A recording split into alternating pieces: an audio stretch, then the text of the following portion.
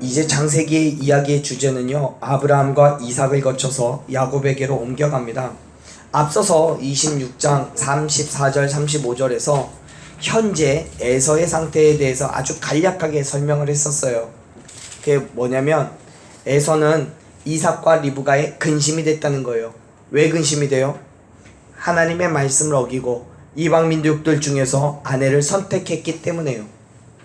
하나님께서는 당신의 뜻을 따르지 않는 에서를 대신해서 야곱을 선택하셨어요. 본래 하나님께서는 에서와 야곱이 태어나기 이전부터 그들을 선택하셨어요. 그런데요, 선택은 하나님께서 이전부터 선택한 건 에서와 야곱 중에서 야곱을 선택하시겠다는 것이 아니에요. 말씀을 잘 살펴보면 리브가가 아이를 낳던 25장 16절부터 26절 사이의 말씀을 잘 살펴보면요, 태중에 있던 그 쌍둥이가 싸우고 있어서 너무나 힘이 드니까 리브가가 하나님께 어떻게 된 거냐고 묻죠. 그때 하나님께서 얘기하시는 거예요. 우리 잠깐만 그쪽으로 다시 가볼까요? 25장 23절 말씀이요. 같이 한번 읽어보죠. 같이 읽습니다. 여호와께서 그에게 이르시되 두 국민이 내 태중에 있구나. 두 민족이 내 복중에서부터 나누이리라. 이 족속이 저 족속보다 강하겠고 큰 자가 어린 자를 섬기리라 하셨더라. 아멘. 지금 하나님께서 말씀하시는 건 큰 자가 어린 자를 섬기겠다라고 말씀하신 거지 에서가 야곱을 섬기겠다고 얘기하신 게 아니에요. 다시 말해서 결과적으로 봤을 때는 에서가 큰아이고 야곱이 둘째 아이여서 그런 거지, 이게 상황이 바뀔 수도 있었던 거죠. 야곱이 먼저 나왔다면 야곱이 큰 자가 되는 거고 에서가 나중 자가 되는 거죠. 다시 말해서 하나님께서 예언하시는 내용 중에는 이름이 들어있는 게 아니라 단지 큰 자가 작은 자를 섬기겠다라고 말씀하신 것이 전부예요. 아이를 낳기 전엔 누가 에서가 되고 누가 야곱이 될 줄 모른다는 거예요. 하지만 아이를 낳은 지금 큰 자와 어린 자가 선택이 되었어요. 그 선택 속에서 에서가 아니라 야곱이 선택됐다는 거죠. 만약 여기에서 우리는 이렇게 질문할 수 있습니다. 하나님께서 야곱을 선택하셨기 때문에 에서는 버린 거냐고요. 에서에게는 그 어떤 축복도 주어지지 않느냐고요. 그래서 너무나도 불행한 삶을 살았느냐고 우리가 물을 수 있죠. 이 질문에 대한 답을 하자면 절대로 그렇지 않습니다. 하나님께서 에서가 아니라 야곱을 선택하셨다고 해서 에서는 그 뒤로 너무나 불행한 삶, 구원받지 못하는 삶을 살았다는 말이 의미가 아니에요.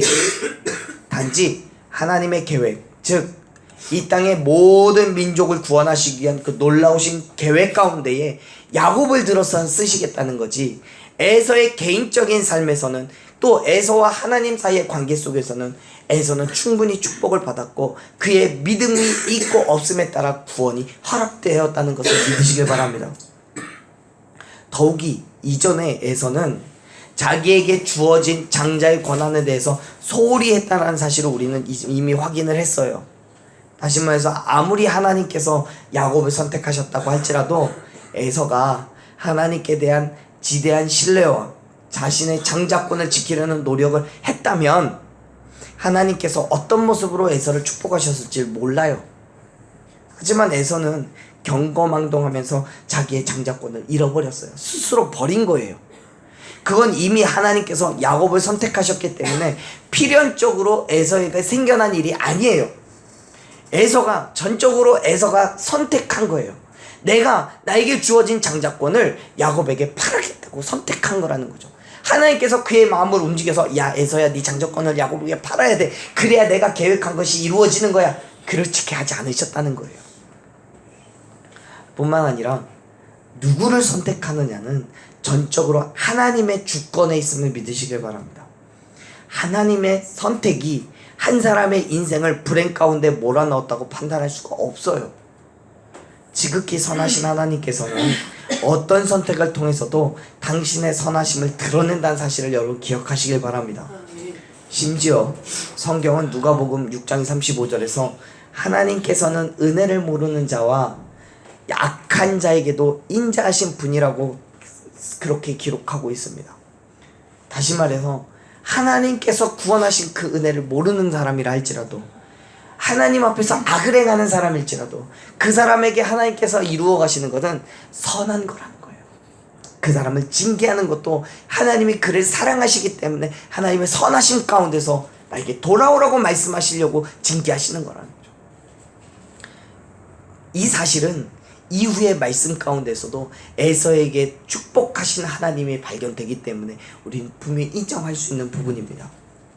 더 흥미로운 사실은 하나님께서 야곱을 선택하셨음에도 불구하고 야곱이 이삭에게 축복을 받는 그 과정이 결코 순탄하진 않았어요.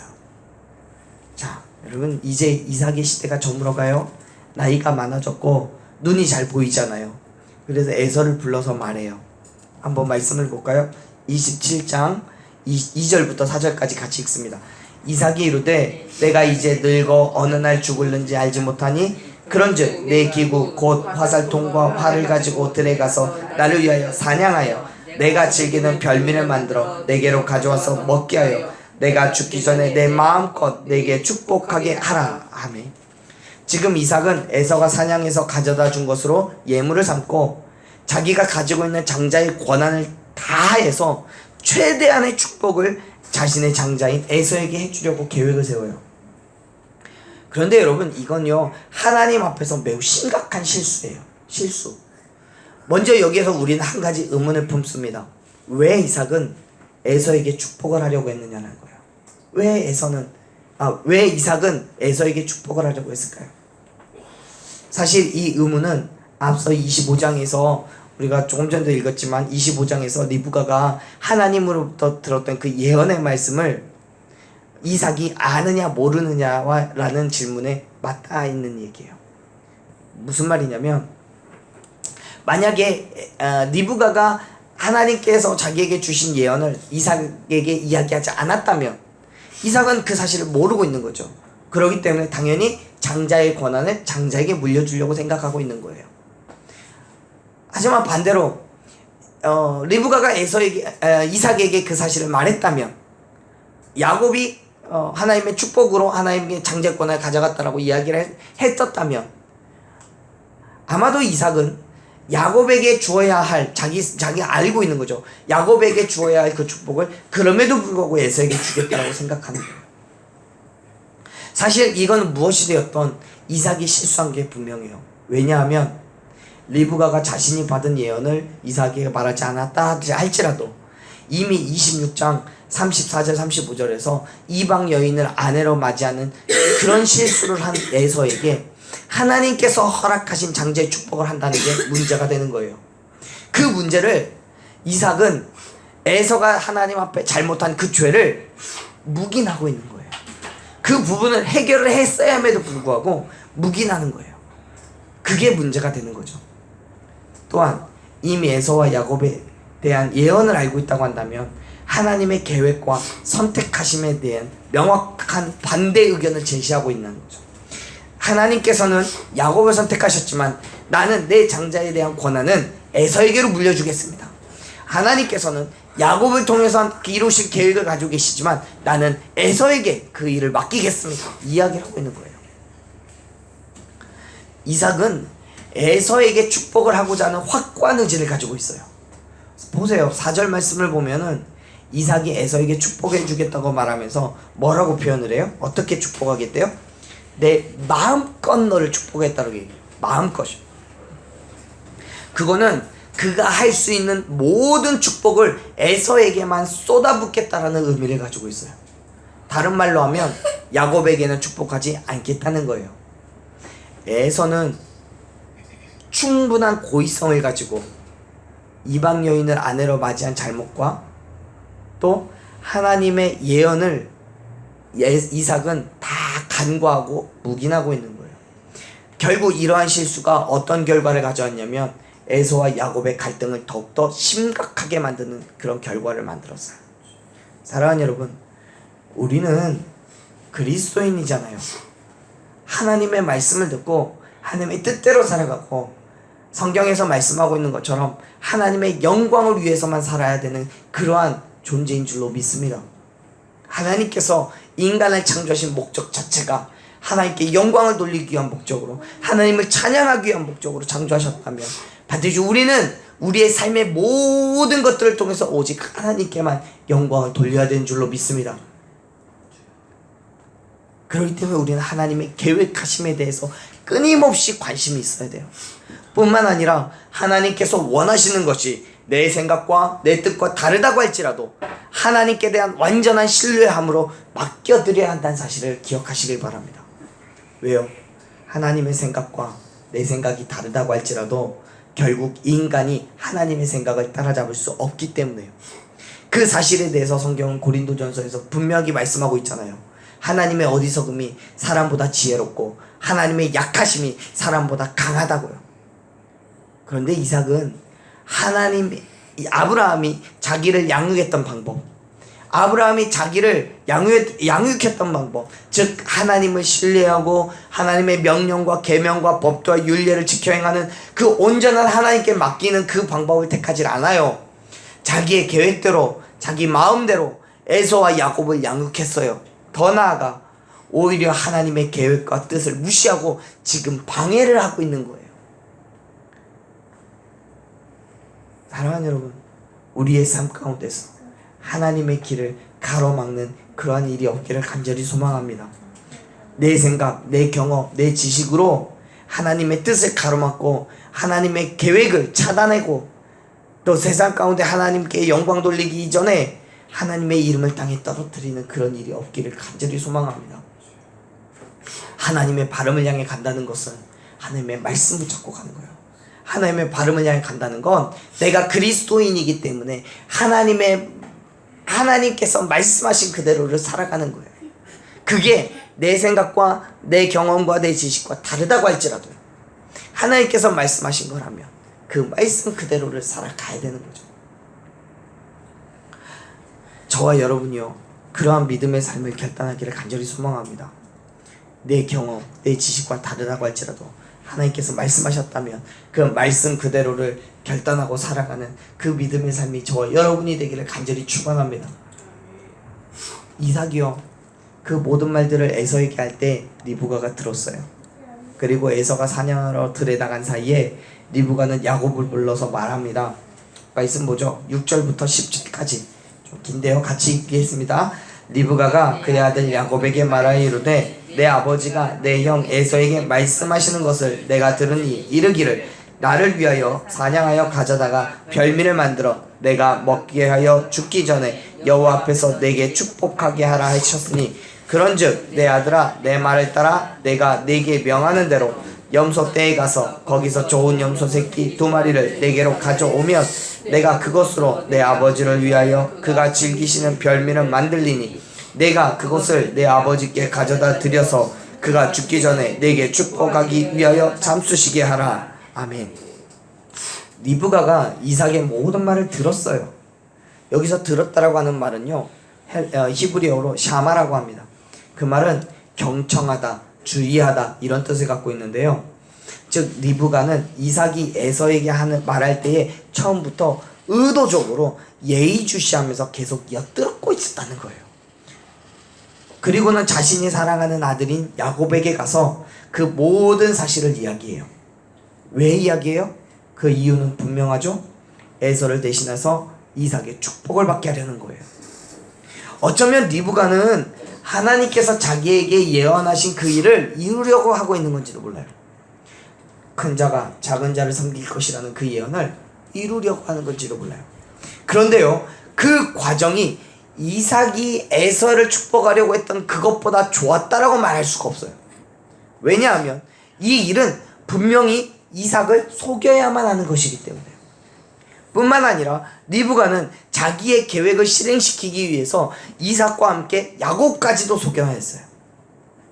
사실 그대로를 말하면 야곱이 자신의 뜻을 따르려고 하지 않을 수도 있었기 때문에. 먼저요, 리브가가 야곱에게 제안하는 걸 한번 보세요. 리브가가 야곱에게 뭐라고 얘기해요? 이삭의 축복을 에서에서부터 야곱에게로 옮기는 그 과정을 이야기하는데요. 7절 말씀을 보면 분명히 이삭이 에서에게 이야기한 대로 짐승을 잡아다가 음식을 만들어 주라고 했어요. 그런데요, 지금 7절 말씀 보면 그 음식을 누가 만들어요? 리브가가 만들어요. 야곱이 당연히 해야 할 이삭이 에서에게 요구한 그 해야 할 일을 배제하는 거예요. 다시 말해서 이삭은 에서에게 짐승을 사냥해 잡고 직접 요리를 해오라고 해요. 근데 리브가는 야곱에게 우리에서 염소를 가져오면 내가 요리를 해서 주겠다고 말해요. 리브가가 조금 더 양심이 있고 생각이 있었다면 네가 우리에서 염소를 가져다가 네가 요리를 해서 가져다 드려 라고 했으면 그나마 나았을지도 모르겠어요. 근데 리브가는요, 자기가 요리를 해주겠다고 얘기해요. 여러분, 이삭이 에서에게 음식을 만들어 오라고 한 건 어쩌면 그가 요리를 잘하기 때문은 아닐 거예요. 그냥 에서가 만든 것에 대한 만족이 있을 뿐이에요. 그나마 다른 것들보다도 그 별미를 만드는 거는 잘했을지는 모르겠어요. 다만 그 음식이 리브가가 한 것만큼 맛이 있었으리야 싶은 거예요. 요리의 측면에서 보자면 에서보다도 야곱이 훨씬 더 잘할 거예요. 오죽하면 에서가 자기의 장자권을 주고서라도 야곱이 만든 음식을 사 먹으려고 했겠어요. 그렇기 때문에 리브가가 정말 이삭의 축복을 야곱이 받기 원했다면 야곱에게 요리를 하라고 했어도 충분해요. 야곱이 능력이 없는 거 아니에요. 할 수 있어요. 하지만 리브가는 자기가 그 요리를 감당했다고 말해요. 그거는 야곱이 감당해야 할 최소한의 것조차 리브가가 빼앗아간 것에 불과합니다. 더 나아가 리브가는 이삭이 에서에게 이야기한 것조차 축소해서 꼭 필요한 말만 야곱에게 전달해요. 다시 말해서 이삭은 에서에게 그 요리를 먹고 마음껏 축복하겠다라고 말하지만 리브가는 단지 요리를 먹고 축복하겠다라는 단순한 메시지로 축소시켜버려요. 왜냐하면 야곱이 부담 가질까봐, 야곱이 에서의 축복까지 다 가져간다라고 자기 스스로 생각할까봐, 염려해서 받지 않으려고 할까봐 그 야곱의 생각을 사전에 차단해버리는 거예요. 사랑하는 여러분, 하나님의 뜻은요, 인간이 어떤 상황 어떤 모양에 처해 있더라 할지라도 반드시 이루어집니다. 왜요? 하나님의 계획이니까요. 그런데요, 그 일을 이루어감에 있어서 인간적인 생각을 포함돼서는 안 되는 거예요. 왜냐하면 그건 오히려 하나님의 역할을 제한하고 그 일을 내가 감당하겠다고 하는 것이기 때문에 그런 거예요. 리브가는 분명 에서보다 야곱을 더 사랑했어요. 또한 하나님께서 야곱을 통해 큰 일을 이루시겠다는 것도 알고 있어요. 그렇다고 해서 그 일을 이루어감에 따라 자기의 생각과 의견을 내어서는 안 되는 거죠. 그러나 리브가는 자기의 생각을 철저하게 반영해요. 이삭을 속이고요, 야곱을 속이면. 더 흥미로운 사실은 애초에 야곱은 리브가의 의견을 전적으로 수용하지 않았다는 거예요. 보세요. 리브가가 야곱에게 자신의 계획을 설명하니까 야곱이 이렇게 말해요. 11절 12절 말씀 같이 읽겠습니다. 야곱이 그의 어머니 리브가에게 이르되 내 형 에서는 털이 많은 사람이요 나는 매끈매끈한 사람인즉 아버지께서 나를 만지실진데 내가 아버지의 눈을 속이는 자로 보일지라 복은 고사하고 저주를 받을까 하나이다. 아멘. 야곱은 어머니의 계획과 요구가 있음에도 불구하고 아버지 이삭이 눈치챌 것을 염려해요. 그래서 리브가의 제안을 처음에는 완곡하게 거절을 하고 있는 거예요. 걱정된다는 거예요. 저주를 받을까봐. 여기에서 야곱의 걱정은요, 재밌는 게 리브가가 이삭을 속이는 것에 대해서 문제의식을 갖고 있는 게 아니에요. 다시 말해서 어머니가 당신 그렇게 하는 거는 이삭을, 아버지를 속이는 거 아닙니까? 하나님 앞에서 이삭을 속이는 거는 못하겠습니다, 이 이야기를 하고 있는 게 아니라, 어머니 혹시 아빠가 눈치채면 어떡해요? 그 얘기하고 있는 거잖아요. 속이는 거는 괜찮아요. 근데 눈치채면 어떡해요? 그것 때문에 내가 저주받으면 어떡해요? 그건 리브가의 목적에는 동의하면서 세운 계획이 실패할까를 걱정하고 있는 거예요. 사랑하는 여러분, 그리스도인은 어떤 상황에서도 그리스도의 삶을 따라가는 삶인 줄로 믿으시길 바랍니다. 리브가에게 아무리 하나님의 예언이 주어졌다고 할지라도 인간적인 방법으로 그 예언을 성취하려고 한다면 안 되는 거죠. 야곱 또한 리브가의 요구에 하나님의 입장에서 문제를 따져보는 게 아니라 리브가의 삶을 보고 자란 탓인지 옳맞은 삶의 가치관을 세우지를 못하고 계속해서 속이고 속고 속이는 일을 반복하게 되는 거예요. 사랑하는 여러분, 세상이 뭐라고 하더라도요, 그리스도인의 삶을 포기하지 마십시오. 우리가 그리스도인임에도 불구하고 여전히 세상에서 살아가고 있기 때문에 세상의 가치를 보고 배웠어요. 우리는요. 그렇기 때문에 때로는 하나님의 약속이 있음에도 불구하고 그 모든 일들이 하나님의 뜻대로가 아니라 인간의 뜻대로 이루려고 해요. 그것이 그렇게 해서라도 하나님의 뜻을 이루어야 된다고 생각을 하는 거예요. 그런데 사랑하는 여러분, 계속해서 말씀드리지만 하나님의 계획을 기다리십시오. 그 기다림이 힘들겠지만, 어렵기도 하겠지만 기다리세요. 인간의 생각으로 모든 일을 이루려고 하지 마세요. 그 일은 결국 더 큰 갈등을 일으킬 수밖에 없는 거예요. 야곱은 완벽하게 마음에 들진 않았지만 어머니 리브가의 요구에 순종해요. 그렇게 리브가의 손을 통해서 음식을 만들고 에서의 옷을 입고 털가죽을 손에 두르고 이삭을 찾아가요. 잘못된 건 줄 알면서도요. 그렇게 하면 안 된다는 걸 아는지도 모르겠지만 찾아가요. 사랑하는 여러분, 하나님의 뜻은요, 거짓으로 이루어지는 게 아닙니다. 거짓됨으로 이루어가는 게 아니에요.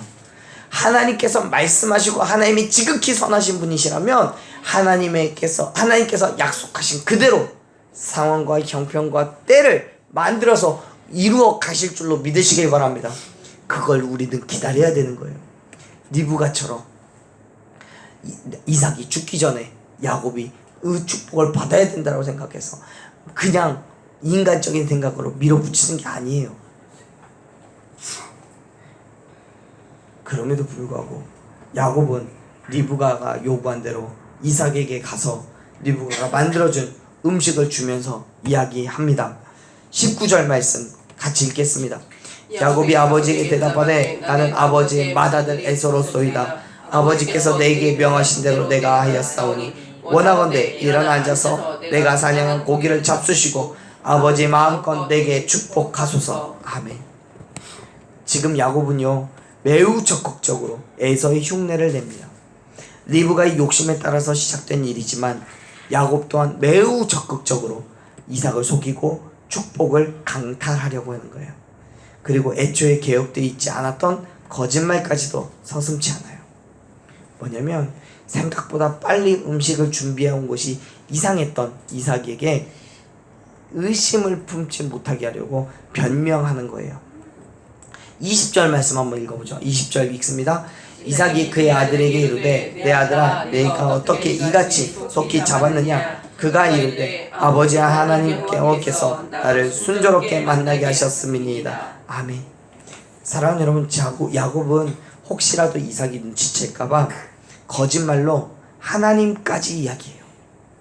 이렇게 빨리 이삭에게로 돌아올 수 있었던 것은 하나님의 섭리로 짐승을 빨리 만났기 때문이라고 거짓말하는 거예요. 여러분, 이게 하나님의 섭리예요? 섭리 아니에요. 짐승 우리에서 잡아왔기 때문에 빠른 거예요. 그러나 야곱은 그것까지도 하나님의 섭리였다라고 고백하면서 이삭을 안심시켜요. 사랑하는 여러분, 어쩌면 지금까지 야곱의 삶 가운데 하나님의 섭리가 있었을지도 몰라요.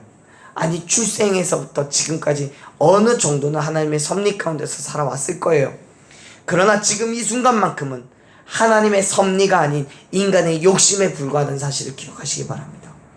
인간의 계획이나 뜻과는 전혀 상관없이 하나님의 때를 기다리지 못하고 자기의 생각으로 하나님의 뜻을 이루어가고 있는 중인 거예요. 그럼에도 불구하고 야곱은 이삭을 완벽하게 속이기 위해서 하나님의 섭리를 핑계 삼는 거예요. 하지만 결코 그것이 옳은 일이 아니란 사실을 우리는 알고 있습니다. 지금 야곱은 이삭을 속이는 것을 넘어서서 하나님의 이름을 망령되이 일컫고 있는 중이에요. 사랑하는 여러분, 야곱의 이러한 행위 하나하나가 하나님 앞에서 얼마나 큰 죄인지 몰라요. 그럼에도 불구하고 야곱은 리브가가 시켰기 때문에 순종하고 있는 거고요. 리브가는 하나님의 예언을 이루어간다는 측면에서 용납하고 있는 거예요. 여러분, 하나님의 주권적인 선택으로 야곱을 선택하셨고요. 그의 삶 가운데서 하나님의 뜻은 반드시 이루어 가신다는 사실을 기억하시길 바랍니다. 그러나 그 과정 속에 있는 죄까지는 하나님께서 용납하지 않으시는 거예요. 사실 리브가와 야곱뿐만 아니라 오늘날에도요, 불의한 수단들이 의로운 결과에 의해서 정당화되거나 최소한 그 수단에 대한 변명의 여지로 사용되는 경우가 심심치 않게 있어요. 교회도요, 성도들의 편의를 위해서라고 말하면서 생각보다 많은 불법을 행해요.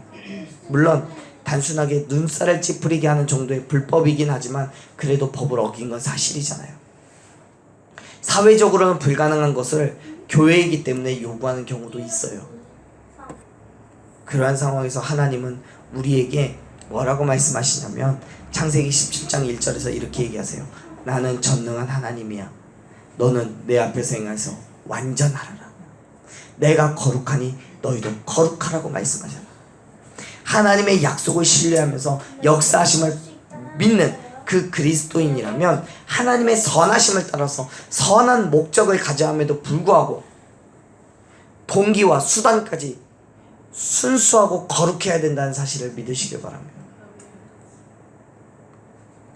그러니 지금 야곱은 그렇지 않아요. 리브가도 그렇지 않아요. 하나님께서 예언하셨고 그 예언을 이루기 위한 것이라고 스스로를 위로하면서 불법 가운데로 나아가고 있는 거예요. 그래요. 결과적으로 보면 하나님께서는 야곱을 축복하셨고 이삭을 통해서 축복하셨고 이삭이 장자권을 얻었음으로 인해서 하나님은 야곱을 통해서 리브가에게 예언하신 그 일들을 이루어 가실지도 몰라요. 그런데요, 리브가가 잠잠히 하나님이 행하실 것들을 기대하고 바라봤다면 지금 이 방법이 아니라 다른 방법으로 분명히 하나님은 이삭의 축복을 허락하셨음을 믿으시길 바랍니다. 만약 그 일이었다면, 그렇게 되었다면 야곱은 이 이후에 있는 하나님의 징계와도 같은 그 고난과 괴로움을 겪지 않았을지도 모르는 거죠. 사랑하는 여러분, 하나님의 때를 기다린다는 건 쉽지 않아요. 왜냐하면 그 때가 어느 때에 어떤 방법으로 그 약속이 우리에게 주어질지를 아무도 모르기 때문에요. 하지만 하나님께서 약속하셨다면 반드시 우리에게 약속하신 그대로를 이루실 줄로 믿으시길 바랍니다. 하나님의 때에 하나님의 방법으로 반드시 하나님의 약속을 저와 여러분 가운데 이루어 가실 줄로 믿습니다. 그렇기 때문에 그때를 기다리셔야 되는 거예요. 이 이후에 계속해서 살펴보겠지만 야곱은 이삭을 속이고 하나님을 기만한 죄로 인해서 매우 큰 고난을 경험해야 했어요. 그리고 그 기간 동안 야곱은 진정한 하나님의 살아계심을 알게 되었습니다. 사랑하는 여러분, 본래 하나님께서 계획하셨기 때문에 본래 하나님께서 계획하셨고 예언하셨기 때문에 잠깐 인간의 방법을 사용해서 뜻을 이룬다고 해서 하나님께서 용납하실 거라는 생각을 버리십시오. 이 정도면 하나님도 이해해 주실 거야. 아니요, 하나님 그런 거 이해 못 하셔요. 시간이 얼마나 걸리던 하나님께서 어떤 방법을 사용하시던 하나님께서 행하실 것을 기대하십시오. 기다리셔야 돼요. 내 계획과 내 생각과는 전혀 상관없는 방법이라 할지라도 그게 하나님의 방법이라면 그 일을 통해서 우리에게 약속하신 것을 이루어 가실 줄로 믿으시기 바랍니다. 그것이 모든 갈등을 제거하고 하나님의 뜻을 이루어가는 가장 순탄한 방법이라는 사실을 믿으시기 바랍니다. 만일 거룩한 목적을 내세워서 불의한 과정과 수단을 합리화한다면 하나님께서는 반드시 그에 따른 대가를 치르게 하심을 기억하십시오. 하나님의 때를 기다리는 하나님의 방법을 소망하는 저와 여러분이 되기를 간절히 축원합니다.